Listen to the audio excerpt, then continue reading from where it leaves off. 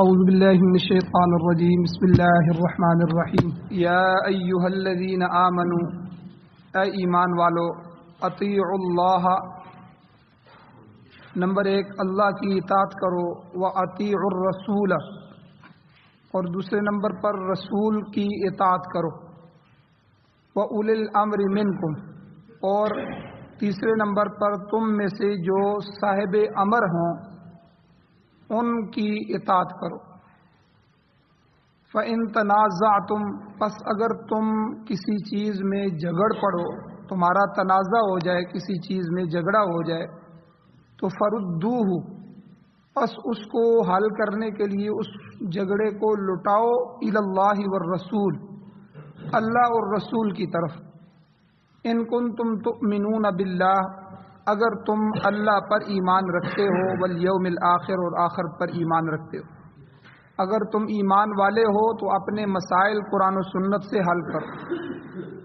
ذالک خیر، یہ بات بہتر ہے، واحسن تأویلا، اور اچھی ہے انجام کے اعتبار سے۔ سورۃ النساء آیت نمبر 59 آپ کے سامنے تلاوت ہوئی ہے، آپ نے اس کا ترجمہ سنا۔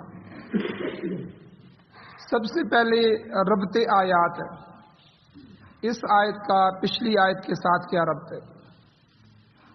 گزشتہ درس میں اللہ تعالیٰ نے امانت کو ادا کرنا، ادائے امانت کا حکم دیا، اور دوسرے نمبر پر عدل کرنے کا، انصاف کرنے کا حکم دیا۔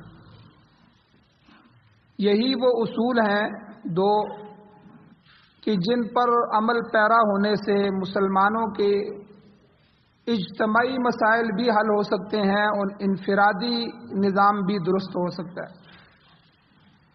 اور میں نے عرض کیا تھا کہ یہ حکم ہر اس شخص یا جماعت کے لیے ہے جو کسی نہ کسی طرح اصلاح معاشرہ کا ذمہ دار۔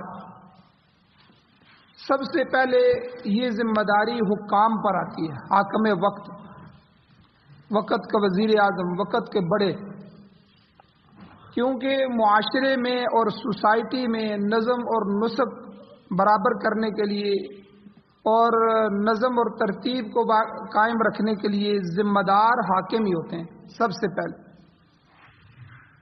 کسی فرد کو یا کسی جماعت کو اس کا حق دلانا، یا جب دو فریقوں میں جھگڑا ہو جائے تو فریقین میں جھگڑے کی صورت میں عدل قائم کرنا، یہ حکومت وقت کی ذمہ داری ہوتی ہے کہ تھانہ کچہری جو ہیں وہ دونوں عدل اور انصاف کے ساتھ فیصلے کریں اور لوگوں کو ان کے حق دلائیں۔ جس ملک میں، جس سوسائٹی میں تھانے میں اور کچہری میں، عدالتوں میں کرپشن ہو جائے، بدعنوانیاں شروع ہو جائیں، بے انصافیاں ہو جائیں، تو وہاں افراد اپنے حقوق سے محروم ہو جاتے ہیں، اور محروم شخص ظاہر بات ہے جب اسے صحیح طریقے سے حق نہیں ملے گا تو وہ اپنی محرومی کو مٹانے کے لیے، اپنے حق کو حاصل کرنے کے لیے غلط راستوں کا انتخاب کرے گا، جس کی وجہ سے سوسائٹی خراب ہو جائے گی، معاشرہ داغدار ہو جائے گا۔ اس لیے جو پچھلی آیتیں تھیں جن میں اللہ نے امانت کے ادا کرنے کا حکم دیا اور عدل کرنے کا حکم دیا، اس کی سب سے پہلی ذمہ داری حکومت وقت پر، کہ وہ عدل کرے، وہ انصاف کرے، وہ امانتوں کو صحیح جگہ لگائے۔ دوسرے نمبر پر پھر ہر شخص فردن بھی اپنے اپنے حلقے کا، جس حلقے پر اس کا اثر ہوتا ہے، اپنے اپنے حلقہ اثر میں وہ ذمہ دار ہے، اور اس اپنے محدود حلقے میں وہ ادائے امانت اور قیام عدل کی ذمہ داری اس پر عائد ہوتی ہے۔ حدیث میں آتا ہے، نبی علیہ السلام کا ارشاد ہے، حضور نے فرمایا کلکم راع، تم میں سے ہر ایک آدمی راعی ہے، وکلکم مسئول عن رعیتہ، اور ہر ایک سے اس کی رعیت کے بارے میں سوال کیا جائے گا قیامت کے دن۔ اب ملکی سطح پر تو وزیر اعظم ہے، ملکی سطح پر کہ وہ بڑے ہیں، حکومت ہے، علاقائی سطح پر ایم پی اے ہیں، ایم این اے ہیں، ناظم ہیں، ٹھیک ہے، یہ لوگ ہیں، یہ ذمہ دار ہیں، کیونکہ ان کو بھی اٹھا کے اوپر لایا جاتا ہے۔ اور اسی طرح گھریلو سطح پر گھر کا سربراہ ہے، والد ہے، دادا ہے، پردادا ہے جو گھر کو چلا رہے ہیں، تو یہ سارے اپنے اپنے زیر اثر حصے میں یہ سارے ذمہ دار ہیں۔ اب گھریلو معاملات میں وہ بھی ذمہ دار ہوتا ہے، علاقے کا حاکم ہو یا کسی ادارے کا سربراہ ہو، ہر شخص سے اس کی حیثیت کے مطابق باز پرس ہوگی۔ قیامت والے دن اس سے پوچھا جائے گا کہ تم اتنے ایریے کے ذمہ دار تھے یا اس گھر کے تم ذمہ دار تھے، تو تمہارے ہوتے ہوئے تمہاری اولادیں بے نماز تھی، نہ انہوں نے قرآن پڑھا، نہ قرآن کی تلاوت کی۔ ہر والد سے اس کی اہلیہ، اس کی بیوی کے بارے میں، اس کی اولاد کے بارے میں ساری تفتیش ہوگی، پوچھا جائے گا۔ یہ ہر ایک آدمی، کلکم راعٍ، اس لیے حضور علیہ السلام نے یہ نہیں کہا کہ حکومت وقت راعی ہے، کلکم راعٍ، تم میں سے ہر ایک راعی ہے، اور کلکم مسئول عن رعیتہ، ہر ایک سے اس کی رعیت کے بارے میں سوال کیا جائے گا کہ اس کے پاس جو امانت تھی اس نے اہل تک پہنچائی کہ نہیں پہنچائی، اور تنازع کی صورت میں اس نے کہاں تک عدل کیا۔ اب یہ تو گزشتہ درس کا خلاصہ تھا۔ آج کے درس میں یہ جو آیتیں تلاوت ہوئی ہیں کہ اے ایمان والو، اللہ اور اس کے رسول کی اطاعت کرو، اولی الامر منکم، اور تم میں سے جو اولی الامر ہیں ان کی اطاعت کرو، اور اگر تمہارا جھگڑا ہو جائے فَإِن تَنَازَعْتُمْ فِي شَيْءٍ فَرُدُّوهُ إِلَى اللَّهِ وَالرَّسُولِ، تو اپنے جھگڑے کو، اپنے مسئلے کو حل کروانا ہے تو قرآن و سنت کی روشنی میں حل کروائیں۔ یہ جو دارالافتاء ہے، جو اس وقت مفتیوں کے پاس، جو ہر مدرسے میں، بڑے مدرسے میں ایک دارالافتاء ہوتا ہے جہاں مفتیان کی ٹیم بیٹھی ہوتی ہے۔ آج کل عدالتوں میں انگریزی نظام ہے، اس لیے انگریزی نظام قرآن و سنت کے خلاف ہے، تو ہمارے آئلی قوانین ہوں، دیوانی قوانین ہوں، فوجداری قوانین ہوں، ان میں سے اکثر قرآن و سنت کے مخالف ہیں۔ اس لیے آپ اپنا مسئلہ دارالافتاء میں بھیجیں، مفتیان کے پاس بھیجیں، اور وہاں جو فتویٰ بھیجا جاتا ہے اس میں اوپر لکھا ہوتا ہے کہ مفتیان سے گزارش ہے کہ ہمارے اس مسئلے کو قرآن و سنت اور فقہ حنفی کی روشنی میں حل کریں، کیونکہ فقہ میں نے پہلے بھی کہا تھا کہ قرآن و سنت کا نچوڑ ہے۔ تو اب یہی اللہ فرما رہے ہیں فَإِن تَنَازَعْتُمْ، اگر تم میں جھگڑا ہو جائے فی شیء، کسی بھی معاملے میں، تو فَرُدُّوهُ إِلَى اللَّهِ وَالرَّسُولِ، اللہ اور اس کے رسول کی طرف اس کو لوٹاؤ، قرآن و سنت سے اس مسئلے کو حل کرو۔ اب یہ امانت کو ادا کرنا، یہ کتنی بڑی اہم چیز ہے کہ کسی کی چیز ہو اسی کو ادا کی جائے۔ اس کے شان نزول میں مفسرین نے ایک بڑا عجیب قصہ لکھا ہے کہ فتح مکہ کے سے پہلے جب حضور علیہ السلام کو مکہ سے نکالا گیا، حضور کو ہجرت پہ مجبور کیا گیا، تو عثمان ابن طلحہ، یہ کعبے کی چابیاں ان کے پاس ہوتی تھیں۔ یہ اس خاندان کو بڑا اعزاز تھا کہ کعبے کی، خانہ کعبہ کی جو چابیاں ہیں، چاہے دنیا کا کوئی بادشاہ آ جائے، ان کی نسل کا آدمی اگر دروازہ نہیں کھولے گا تو کوئی بادشاہ ان سے چابی لے بھی نہیں سکتا، یہ حضور کا حکم ہے۔ آج تک وہ بزرگ ایک آتے ہیں اور وہ دروازہ کھولتے ہیں کعبے کا، تو تب دروازہ کھلتا ہے، ورنہ دروازہ نہیں کھل سکتا۔ تو یہ خانہ کعبہ کے اندر جو حاجیوں کو کھانا کھلانا ہے، اس وقت سرید بنائے جاتے تھے، سرید بنا کے کھلاتے تھے، تو یہ حضرت عباس رضی اللہ تعالیٰ عنہ کے پاس تھی یہ ذمہ داری، اور ستو پیس کے ستو والا شربت پلانا یہ بھی ایک خاندان کے پاس تھا۔ اس طرح مختلف ذمہ داریاں تھیں، لیکن وہ عارضی تھیں، کسی نے لے لی، کسی دوسرے نے بھی کر لیا، کوئی حرج نہیں تھا۔ لیکن یہ خانہ کعبہ بیت اللہ کے دروازے کی چابی، چابی بردار جسے کہتے ہیں، یہ عثمان ابن طلحہ کا خاندان تھا۔ اب حضور ہجرت کرنے سے پہلے حضور کو بڑا شوق ہوا، جب آدمی کی حکومت نہ ہو، آدمی کو وہاں ویلیو نہ ہو تو کتنی مصیبتیں ہوتی ہیں۔ اب حضور علیہ الصلوۃ والسلام کو برا سمجھتے تھے، اس وقت ان کی سرداروں کی حکومت تھی، ابو جہل، ابو لہب، یہ سارے لوگ تھے۔ تو حضور علیہ السلام نے ایک دفعہ عثمان ابن طلحہ کو کہا کہ میرے لیے بیت اللہ کا دروازہ کھولو۔ عثمان ابن طلحہ نے کہا کہ تم تو ہمارے دین پر ہی نہیں ہو، جاؤ تمہارے لیے میں کہاں دروازہ کھولوں۔ تو حضور نے ایک جملہ کہا تھا، دیکھیں ہجرت کے وقت، حالانکہ ہجرت سے 8 سال بعد 9 سال بعد مکہ فتح ہوا، 9 سال بعد اللہ نے پھر پورے مکے پہ حضور کو غلبہ عطا فرمایا۔ تو حضور نے ہجرت سے پہلے حضور کا دل کر رہا تھا کہ میں بیت اللہ کے اندر جاؤں، کچھ نماز پڑھوں، بیت اللہ کو اندر سے دیکھوں۔ تو اب عثمان ابن طلحہ نے کہا کہ میں آپ کے لیے بیت اللہ کا دروازہ نہیں کھولتا۔ تو حضور علیہ السلام نے اس کو کہا تھا، یہ بنی شیبہ کا خاندان ہے، آج بھی یہ چابی اسی کے پاس سے لیا۔ اب حضور نے حضرت عثمان کو کہا، عثمان ابن طلحہ کو، عثمان ابن طلحہ یاد رکھنا ایک وقت آئے گا کہ یہ چابی اللہ تعالیٰ تیرے ہاتھ سے لے کر مجھے دے دیں گے، میں اس کا اختیار رکھوں گا، جسے چاہوں دوں۔ اس نے کہا کہ آپ کی تو حیثیت ہی کوئی نہیں ہے، آپ تو اس لیے میں آپ کے لیے نہ دروازہ کھولتا ہوں نہ آپ کی بات کی طرف توجہ دیتا ہوں۔ خیر بات ہو گئی، حضور نے ہجرت کر لی، چلے گئے حضور مدینہ چلے گئے۔ مدینہ میں اسلامی ریاست بن گئی، فوجیں آ گئیں، معاملات بنے، سریے، غزوات، غزوہ بدر ہوا، بدر میں ان کے سردار مارے گئے، ابو جہل اور 70 سردار مارے گئے۔ پھر غزوہ احد ہوا، پھر غزوات بھی چلتے رہے۔ 8 ہجری میں حضور علیہ السلام ہزاروں صحابہ کرام کو لے کر جو ہے مکہ پر حضور نے حملہ کیا اور وہ فتح مکہ ہو گیا، مکہ فتح ہو گیا۔ اب سارے کافر، کئی مسلمان ہو گئے اور کئی وہاں سے بھاگ گئے، اور حضور علیہ السلام نے کہا کہ جو بیت اللہ میں چلا گیا اس کو بھی امن ہے، اور جو ابو سفیان کے گھر میں داخل ہو گیا اس کے لیے بھی امن ہے، کوئی اس کو نہیں کچھ کہا جائے گا۔ ہم سے کسی نے اگر کچھ معاملات کیے تو ہم اس سے لڑیں گے، ورنہ آج عام معافی ہے، میں اپنی قوم کو معاف کرتا ہوں۔ اب حضور بیت اللہ کے سامنے آ گئے تو حضور نے بنی شیبہ کے اس خاندان کے جو چابی بردار تھے عثمان ابن طلحہ، ان کو طلب کیا، بلاؤ بھائی عثمان ابن طلحہ۔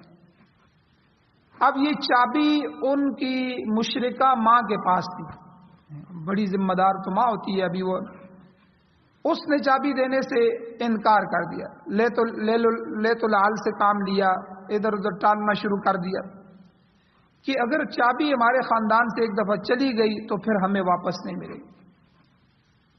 حضرت عثمان ابن طلحہ رضی اللہ تعالیٰ عنہ مسلمان ہو گئے، بعد میں صحابی رسول بنے۔ انہوں نے ماں سے کہا کہ ماں پرانے حالات نہیں رہے، اب مسلمانوں کا غلبہ ہو چکا ہے، حضور کو اللہ تعالیٰ نے فتح دے دی ہے، اب مکہ ان کے ہاتھ میں، اب اگر چابی نہ دی گئی تو ہماری جان کو بھی خطرہ ہے۔ وہاں تو معاملات یہ ہو گئے ہیں کہ جو بیت اللہ میں ٹھہرا ہے اس کے لیے امن ہے، جو اپنے گھر میں رہ گیا اس کے لیے امن ہے، جو ابو سفیان کے گھر میں داخل ہوا اس کے لیے امن ہے، اور جو گڑبڑ کر رہا ہے اس کی گردنیں اڑا رہے ہیں، اس لیے چابی آپ دے دیں۔ ماں سمجھ گئی، چنانچہ چابی لے کر عثمان ابن طلحہ حضور کی خدمت میں آئے۔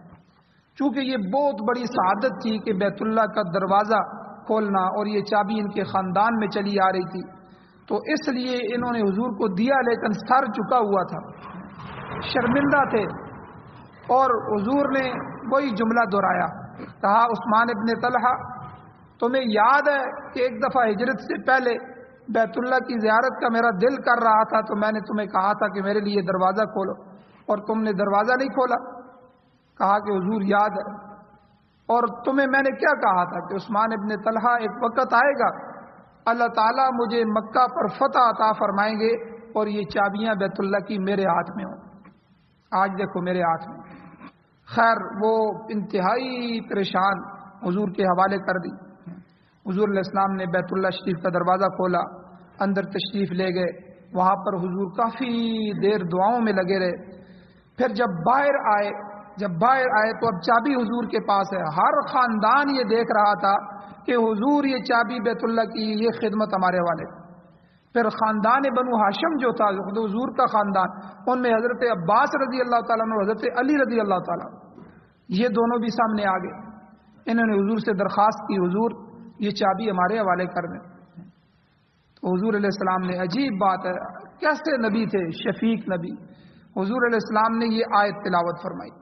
حضور نے فرمایا ان اللہ یأمرکم بے شک اللہ تعالیٰ تم کو حکم دیتا ہے ان تؤدوا الامانات الی اہلیہ، کہ امانتیں ان کے اہل کے حوالے کرو، جن کی امانت ہے ان تک پہنچاؤ۔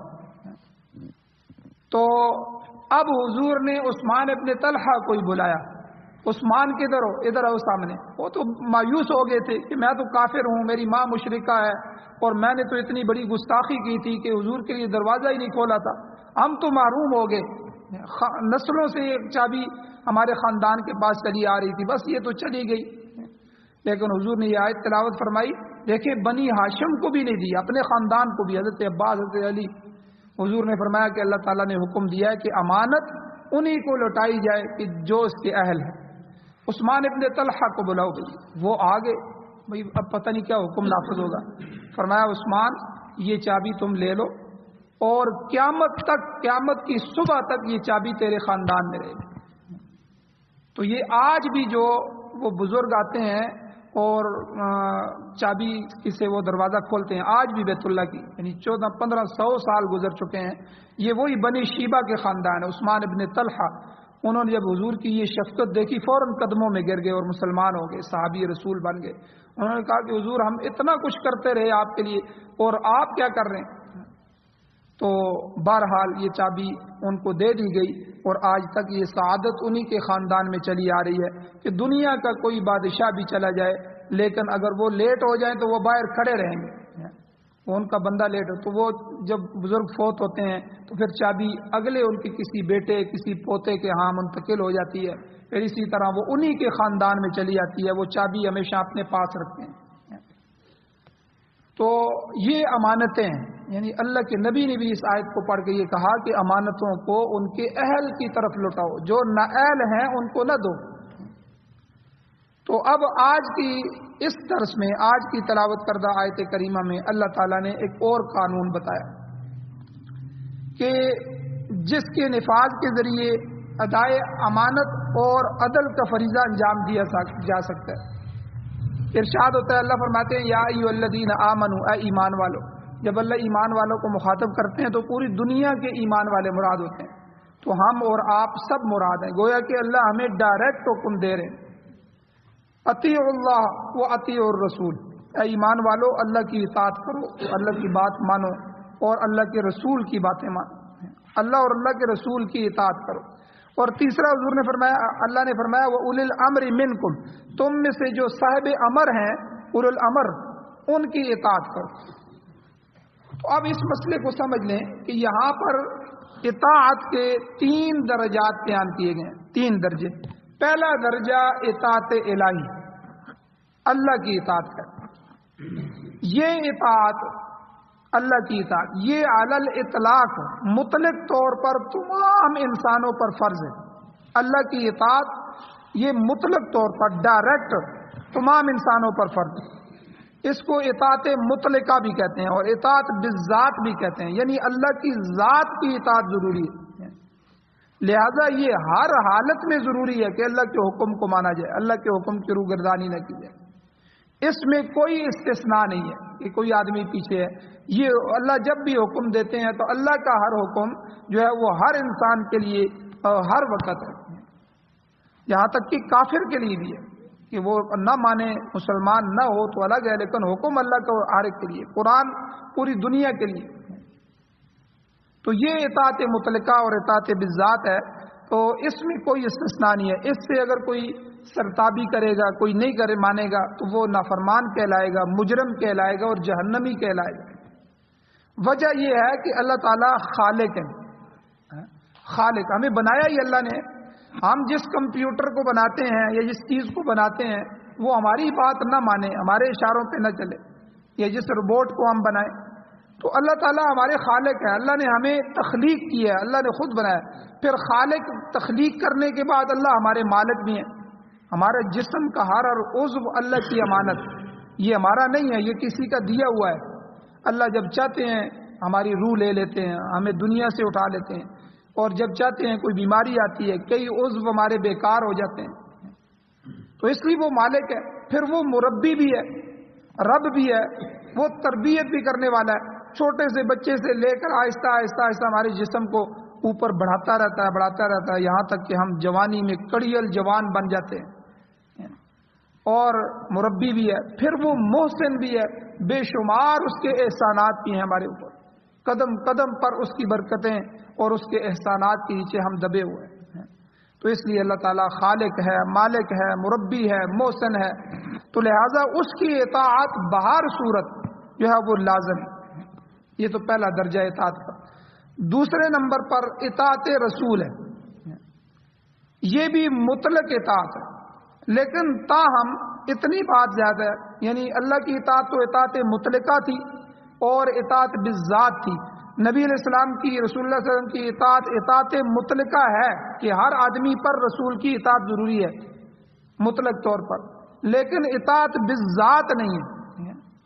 رسول اللہ صلی اللہ علیہ وسلم کی ہم پوجا نہیں کرتے، رسول اللہ صلی اللہ علیہ وسلم کی ذات کی اطاعت ہم نہیں کرتے، بلکہ رسول کی اطاعت اللہ کی اطاعت کی وجہ سے، اللہ تعالیٰ کی اطاعت کرنے، اس کے حکم کی تعمیل کرنے اور اس کی مرضیات اور نامرضیات تک پہنچنے کے لیے اللہ کے رسول کے علاوہ ہمارے پاس راستہ کوئی نہیں۔ اللہ کو تو ہم نے دیکھا نہیں ہے، اب اللہ کی مرضی کیا ہے، اللہ کی نامرضیات کیا ہیں، کہ اللہ کس سے راضی ہوتے ہیں، کس سے ناراض ہوتے ہیں، اللہ کیا حکم دے رہے ہیں، اللہ کیا کس چیز سے منع کر رہے ہیں، اللہ کیا چاہتے ہیں۔ تو یہاں اللہ کی اطاعت کرنے کے لیے، اس کے حکم کی تعمیل کرنے کے لیے، اس کی رضا تک پہنچنے کے لیے قطعی اور یقینی واسطہ جو ہمارے پاس ہے وہ رسول کا واسطہ ہے۔ لہذا رسول کی اطاعت بھی لازمی ہے اور رسول کی اطاعت بھی مطلقہ ہے کہ ہر امتی پر اللہ کے رسول کی اطاعت بھی اسی طرح ضروری ہے جس طرح اللہ کی اطاعت ضروری ہے، لیکن اللہ کی اطاعت اس کی ذات کی وجہ سے کہ اللہ ہمارا خالق ہے، مالک ہے، مربی ہے، محسن ہے۔ رسول ہمارا مالک نہیں ہے، رسول ہمیں تخلیق نہیں، رسول خود مخلوق ہے، رسول خود مخلوق ہے، اللہ کی تخلیق شدہ ہے، اللہ خود ان کو چنتے ہیں، اللہ کے چنیدہ برگزیدہ پیغمبر اور اللہ کے چنے ہوئے لوگ ہوتے ہیں۔ تو اس لیے ہمارا اللہ تک پہنچنے کے لیے جو بیچ میں قطعی یقینی واسطہ ہے وہ رسول کا واسطہ ہوتا ہے، لہذا رسول کی اطاعت بھی لازمی ہے۔ قرآن پاک میں موجود ہے، دوسری جگہ اللہ فرماتے ہیں من یطیع الرسول فقد اطاع اللہ، جس نے رسول کی اطاعت کی اس نے گویا اللہ ہی کی اطاعت کی، کیونکہ رسول دنیا میں یاد رکھیں اپنا حکم نافذ نہیں کرتا، رسول اپنی بات نہیں بتاتا، رسول اللہ کا ہی حکم نافذ کرتا ہے۔ اسی لیے تو قرآن مجید میں فرمایا گیا وما ينطق عن الهوى ان هو الا وحی یوحى، کہ میرا پیغمبر جو ہے وہ اپنی خواہشات سے نہیں بولتا، جو دل میں آیا بول دیا، یہ جائز ہے جی کرو، یہ ناجائز ہے، بلکہ ان هو الا وحی یوحى، وہ تو وحی ہوتی ہے جو ان پر وحی کی جاتی ہے۔ اللہ کے پیغمبر ہر بات وحی کے ذریعے بولتے ہیں۔ اسی لیے ایک دفعہ ایک صحابی کو اشکال ہوا کہ بھئی صحابہ بیٹھے تھے، ان کو اشکال ہو گیا۔ اشکال یہ ہوا کہ بھئی ہم رسول اللہ صلی اللہ علیہ وسلم کی ہر بات لکھتے ہیں کہ یہ حدیث ہے، تو کسی وقت اللہ کے نبی صلی اللہ علیہ وسلم غصے میں بھی ہوتے ہیں، کسی وقت آدمی کس حالت میں ہوتا ہے، تو کیا ہر حالت کی بات کو لکھنا چاہیے اس کو حدیث؟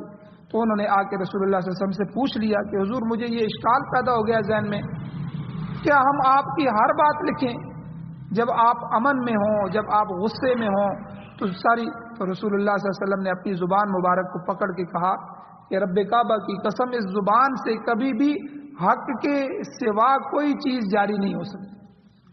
یعنی مطلب کیا ہے کہ میں اپنی مرضی سے کبھی تمہیں غصے میں بھی کوئی بات کہتا ہوں تو میرا غصہ کرنا بھی، اور رسول اللہ صلی اللہ علیہ وسلم کا سونا، رسول کا اٹھنا، رسول کا بیٹھنا، رسول کے کھانا کھانے کا طریقہ، رسول کے پینے کا طریقہ، ہر حالت میری جو ہے وہ اللہ کے حکم سے، میں اللہ کے حکم کے علاوہ کوئی بات نہیں کرتا۔ تو اس لحاظ سے پیغمبر کی اطاعت اس امر کی قطعی علامت ہے کہ کوئی شخص واقعی ہی اللہ کا فرمانبردار ہے۔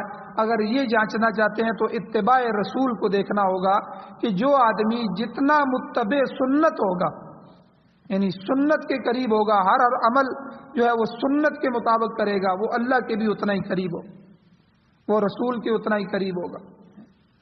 تو ایک واقعہ ہمارے اکابر کا آتا ہے، مفتی شفیع صاحب رحمۃ اللہ علیہ کا، مفتی تقی عثمانی صاحب کے والد محترم کا۔ تو وہ عمرے کے لیے گئے تو دل نہیں کر رہا تھا کہ میں روضہ رسول کے پاس جاؤں.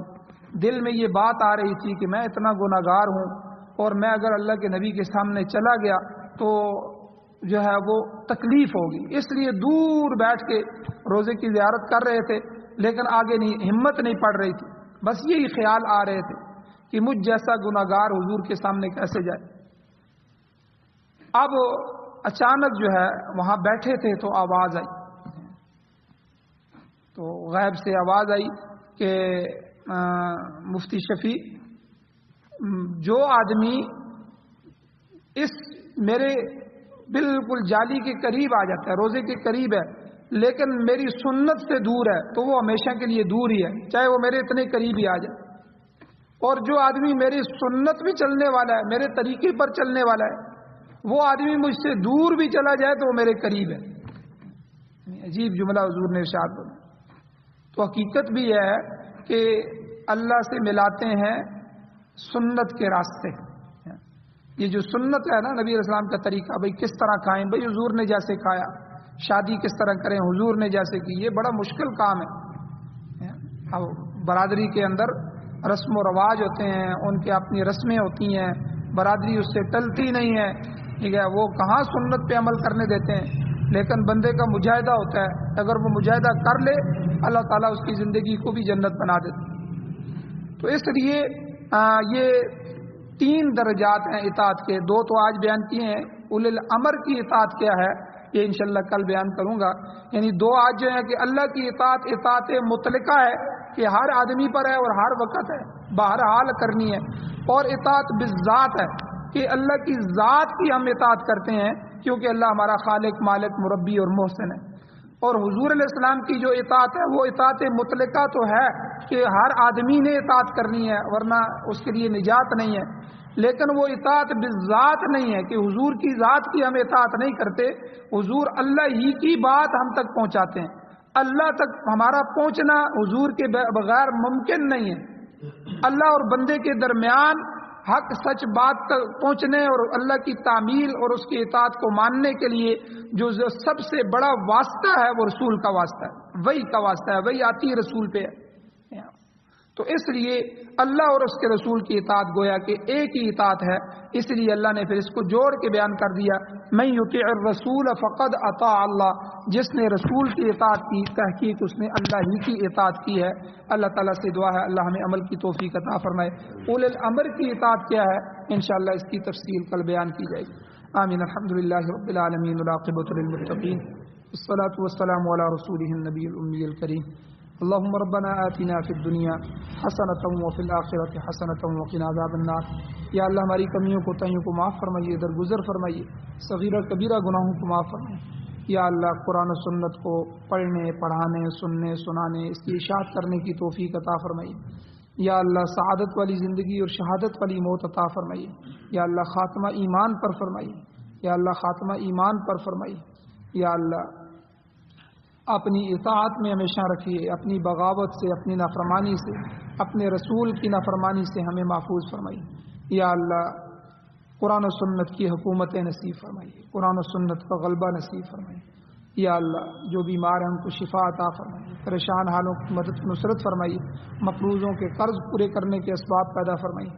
یا اللہ جو حضرات ایمان کی حالت سے اس دنیا سے جا چکے ہیں ان سب کی بخشش فرمائیے. یا اللہ ہمارا ہم سب کا خاتمہ بھی ایمان پر فرمائیے. صلی اللہ تعالی علی خیر خلقہ محمد وآلہ وأہل بیتہ وازواجہ وذریتہ اجمعین برحمتک یا ارحم الراحمین.